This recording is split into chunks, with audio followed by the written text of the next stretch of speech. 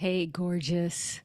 This is Aminata, and I wanted to share a couple of my takeaways from this most recent spring equinox soul journey to self trust.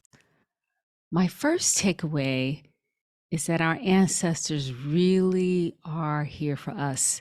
And if we can set up an altar, activate that altar by visiting it, putting water, fresh water on it every day, just sitting down, having a cup of tea with your ancestors, putting your day or your children's situations onto that altar, it just it shifts the whole day.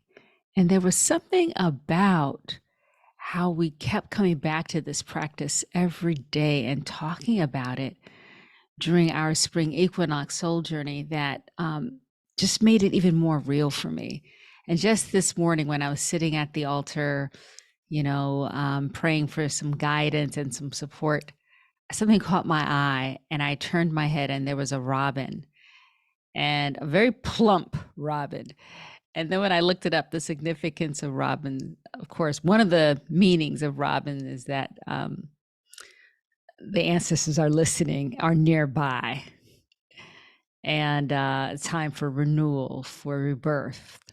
So I was just amazed at that when I was asking for our ancestors' support. And I want to say something else about ancestor work, and that is on that altar, start with who you love, who you know, and let it build from there. As Jojo Ponsaroma taught us, keep it simple, and just get it started. And actually sitting in front of it, putting fresh water there, lighting a candle, ringing a bell, just saying thank you 3 times. All of that is getting it started. It's very simple, and it helps expand your sense of self. So when you think of self-trust, normally, I think in the Western overculture, the self is like what's contained within this physical body, right? But another way to look at the self is the multiple generations that have gone before you. It's the literal DNA, the bones that carry so much of that memory. But it's not just human beings. The self is also the 50% of us, of our DNA, that's also found in plants.